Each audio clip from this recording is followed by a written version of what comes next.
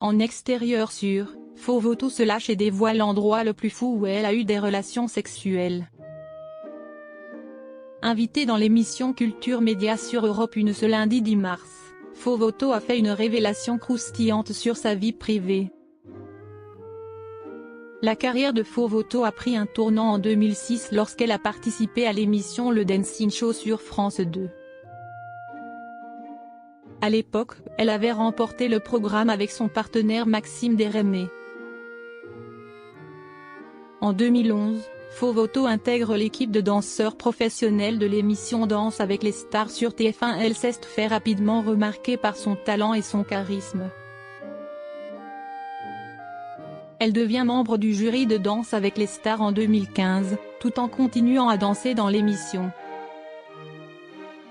En parallèle, la jeune femme a multiplié les projets professionnels. En 2017, elle tient le premier rôle féminin dans la comédie musicale Saturday Night Fever au Palais des Sports de Paris 1.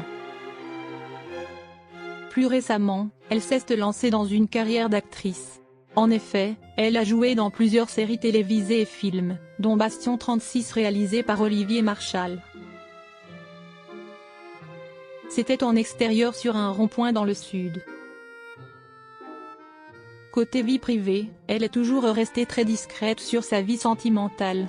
Ce lundi 10 mars, elle était invitée dans l'émission Culture Média, présentée par Thomas Hill et ses chroniqueurs. Pour l'occasion, la danseuse a été confrontée à la session de rattrapage animée par l'humoriste Jean-Luc Lemoyne. Ainsi, une archive d'une interview est ressortie. Dans l'émission Le Van de Nora Malagré en 2017, elle avait dévoilé l'endroit le plus insolite où elle a fait l'amour. C'était en extérieur sur un rond-point dans le sud, peut-on l'entendre dire.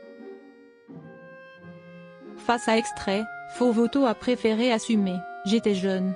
De son côté, Jean-Luc Lemoyne a plaisanté de la situation. On ne savait pas exactement pourquoi les gilets jaunes avaient investi les ronds-points, c'était en hommage à Faux Voto. Une sortie qui a provoqué l'hilarité sur le plateau. Faux Voto se confie sur l'aventure Danse avec les stars. Au cours de son entretien, la danseuse s'est aussi rappelée de ses participations à DAL. La danseuse a gagné 4 fois l'émission. Dans Culture Média, elle a révélé la personnalité avec laquelle elle avait dû le plus travailler.